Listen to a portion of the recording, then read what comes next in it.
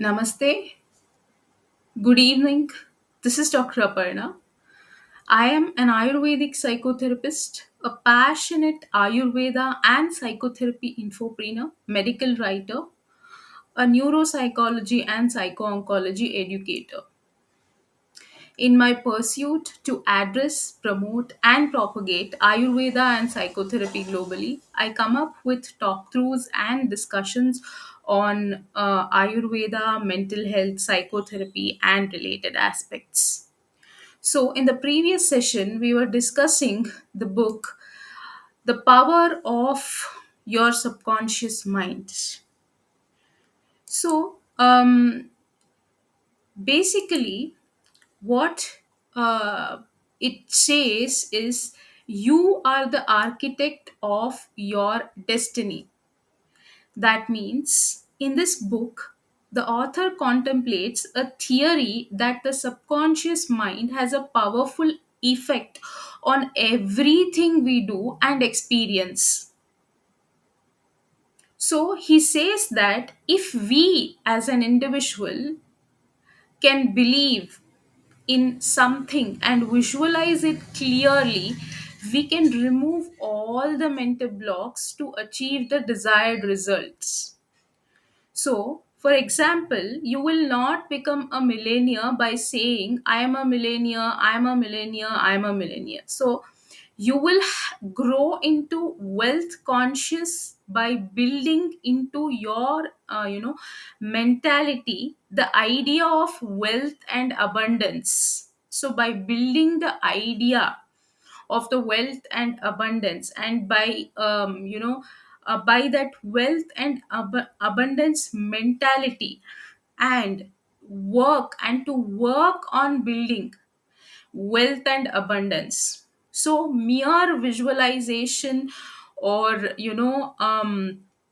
mere thinking of something will not get you, will not, like for example here, will not make you, just saying I am a millionaire will not make you a millionaire.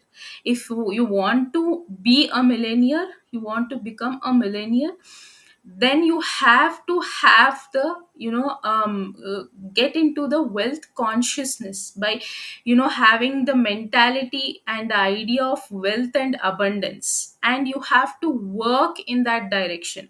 So strategy and execution both are important, so you have to take action.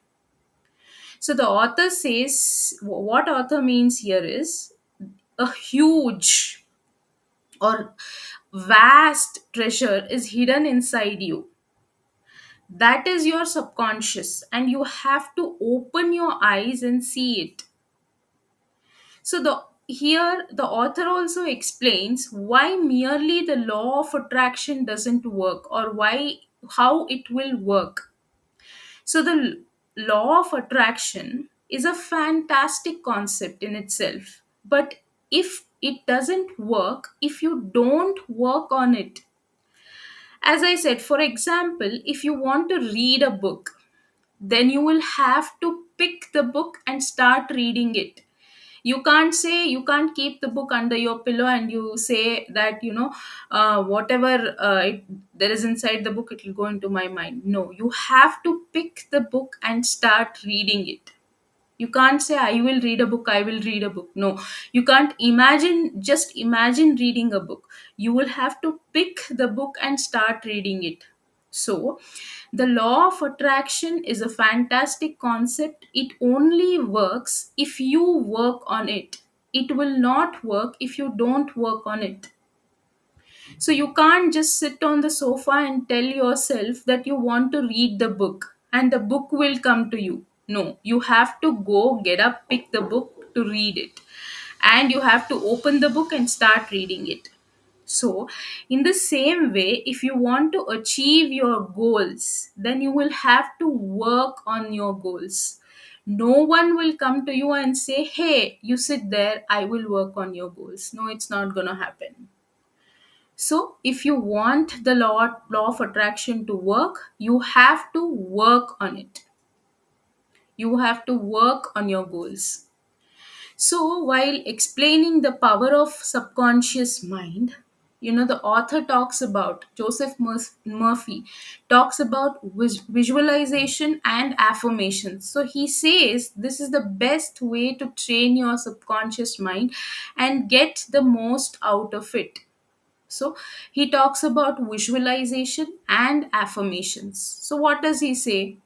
For example, if you are having a hard time doing exercise every day, so then watch motivational videos about exercise. First, what you do, you want some motivation for exercising, so you watch motivational videos of exercise, of fitness, and you what you do is you write down your thoughts on paper about why you don't feel like doing exercise. You don't feel like exercising. And most importantly, do this every day till you start exercising. So this is called, affirmation. So you're telling your subconscious mind that exercise is an important task and you have to do to live a healthier life, to be the best version of you. So, to constantly tell your subconscious mind that once you start, telling, what happens is, now the problem is if you haven't exercised ever, so then your subconscious mind won't listen. And that's why you will have to remind your mind every day. So, then you can watch some videos on benefits of exercising and read books about it. So the author says that this doesn't feel like a solution for some days, for about 10 to 20 days, until you start, exercising and seeing the results. So try this out in anything, whether you want to exercise, whether you want to start reading, whether you want to start meditation, or any thing, any goal you have, personal or professional.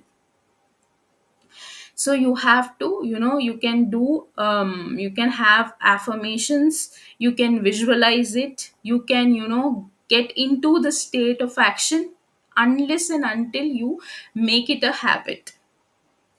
So here there is one more thing which is discussed, is the placebo effect. So why the subconscious works, there is another effect explained. So the placebo effect. So what is the placebo effect? A placebo effect is a well documented phenomenon. It actually is in the medical field. So in which a patient experiences an improvement in the symptoms simply because they believe they are receiving treatment. That means, for example, instead of, giving a pill with a chemical, a sugar pill, or just a plain, vitamin supplement is given for illness, stating that this will work. What the subconscious mind believes is, okay, by taking this medication I am getting better, I will feel better. Because, of that, the patient experiences an improvement in symptoms simply because they believe they are receiving treatment. So studies have shown that placebo effect is largely driven by the power of the patient's subconscious mind to influence their perception of pain and other physical sensations. So, you are 10 years old, when this you might relate. So there is an example: when you were 10 years old, your mother tells you that eat this and your stomach pain will go away. So, and you eat those things, and after an hour you will be like, it does work, I don't feel pain at all. So that means your subconscious mind believes that. So here, the placebo effect, that is why affirmations and visualization works, because of the placebo effect. Because the subconscious mind, influences, their perception. So here, the next chapter, we had discussed chapter 1 in the previous session. The chapter 2 talks about your subconscious mind can heal you. So author explores the connection between mind and body, so suggesting the subconscious can influence healing. So, for example, people with chronic illnesses can use relaxation techniques and positive affirmations like my body is healthy and whole to promote healing alongside with the traditional or conventional medical treatment. Along with the medical treatment, if you have the belief and positive mindset, like or and you start positive affirmations like my body is healthy and whole and it will heal, whatever, you can suggest your mind, your subconscious mind, that you are getting better and healthy. So that that also, this also acts as a subconscious mind can heal you by placebo effect. This also is an example of placebo effect. So the next chapter here discussed is the power of habit. So this chapter, highlights the role of the subconscious mind, subconscious in forming habits. As I said, if you want to develop a new healthy habit like exercising, so you have to first constantly repeat affirmations like I enjoy exercise and prioritize my well-being. And also you can watch motivational videos of exercise, you can write down your thoughts on paper, and you have to constantly remind your subconscious mind that exercise is an important task and that you have to do it to live a healthier life and be the better version of you. So you can read books about it. Until and unless you start practicing, subconscious mind plays a very important role. When you do it with positive affirmations, visualize yourself exercising, all that will help.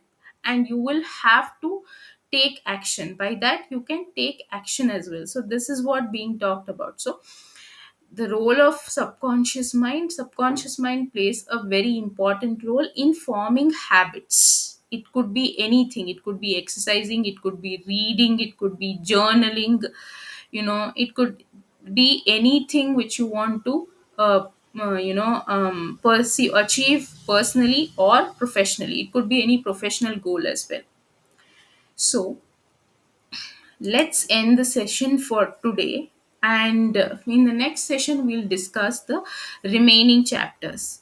So if you have any thoughts and your thoughts, share your thoughts, and if you have any queries, you can post it in the comment section. And thank you for staying tuned, and